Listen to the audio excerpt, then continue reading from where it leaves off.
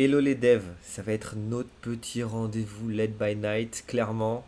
Euh, Tous les vendredis soirs, je vais éplucher un petit peu toutes les actus dev dans un premier temps, potentiellement technologique si je vois que ça vous intéresse. Euh, donc voilà, l'objectif c'est d'essayer de faire un petit peu de veille technologique. Moi, ça me fait pas de mal parce que comme je manque de temps, bah, je le fais pas. Donc voilà, l'objectif ça sera d'essayer d'en faire une par semaine qui sortira le dimanche, puisque normalement les news s'arrêtent le vendredi soir. Et si on a une semaine un peu creuse, bah, j'en profiterai pour faire des news sur la chaîne. Voilà, j'espère que ce petit format va vous plaire et que bah, ça vous permettra, comme moi, de vous mettre à la veille technologique et de toujours avoir toutes les dernières news. Allez, petite intro et on voit ça juste après.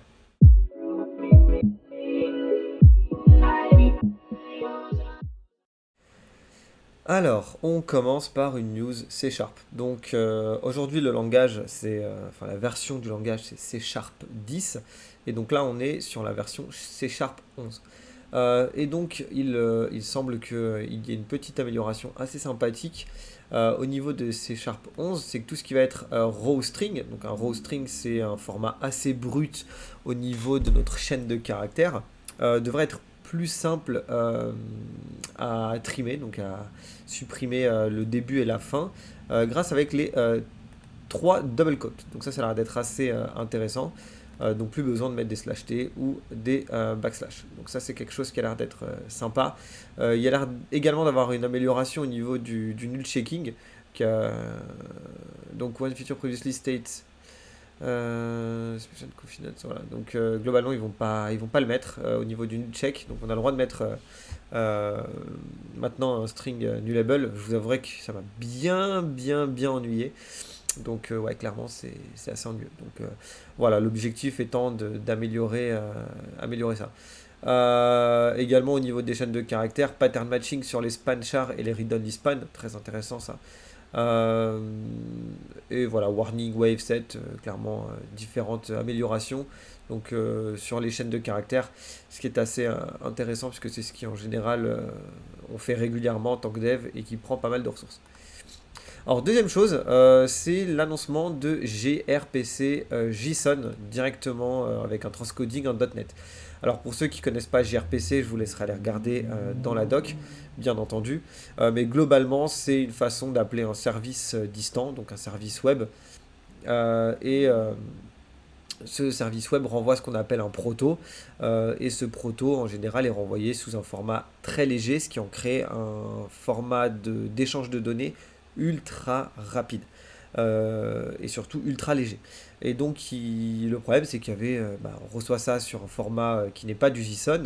Aujourd'hui ce qu'on fait énormément c'est du JSON. Et bien il y a un wrapper qui va permettre de faire ça. Et donc ça c'est intéressant pour les personnes qui font énormément de mobile, puisque ça va permettre de booster les performances globales de l'application. Il y a une petite vidéo que vous pouvez voir ici par un des développeurs de .NET. News suivante, mise à jour de Visual Studio Preview 1, Xamarin Forms disparaît totalement. Alors pour ceux qui ne connaissent pas Xamarin, Xamarin était un produit standalone qui fonctionnait avec Mono, créé par une entreprise qui permettait de faire des applications Android et iOS, qui a été racheté par Microsoft, qui a été maintenu pendant des années et qui maintenant semble évoluer par quelque chose qui s'appelle .NET MIUI et qui va permettre de faire globalement la même chose, mais sous un format beaucoup plus récent, qui ressemble énormément à ce qui peut se faire sur du React Native par exemple. Donc, ce qui va être intéressant, c'est que à ce niveau-là, on peut mettre des Blazor App et des .NET MIUI Class Library ensemble, et donc potentiellement partager du code web avec une application .NET développée en XAML. Donc ça, c'est plutôt cool. Je donne quand même des réserves puisque c'est quelque chose d'assez récent. J'ai pas spécialement envie de me jeter dessus. Je l'ai fait pour Xamarin Forms. Clairement, j'y ai laissé du temps inutile. TypeScript, donc petite mise à jour sur le TypeScript 4.6, donc avec les implémentations de ES 2022.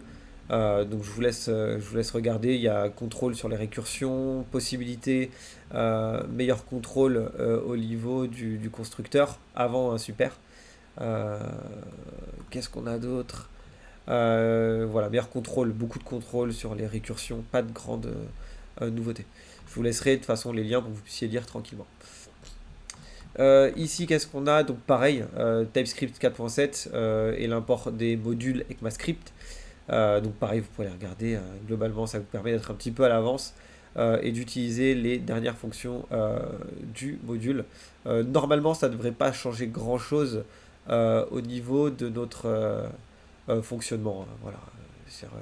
Vous voyez qu'au niveau de la syntaxe, ça ne change pas grand-chose. Enfin, dernière petite news pour ceux qui font énormément de React. Vous voyez qu'en plus, React est vraiment en ce moment à la mode. Donc, ça va vous permettre simplement de partager du code, donc React Play, et globalement le JS Fiddle, par exemple, du React. Ça vous permet de facilement partager du code ou un projet avec les autres.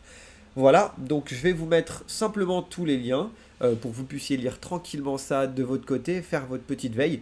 Voilà, format hyper court. L'objectif c'est de partager l'info et pas de dupliquer l'info. C'est que vous ayez juste les infos et que vous n'ayez pas besoin de chercher, pas de recherche. Je vous concentre ça en 5 petites minutes.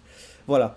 Désolé pour le nez un peu bouché, je suis en galère avec les allergies.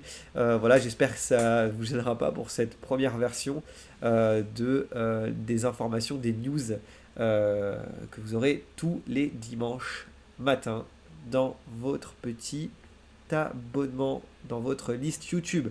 Pour ça, pour les avoir et pas en manquer une seule façon, on s'abonne, on met la cloche et on loupe absolument rien pour devenir un meilleur dev.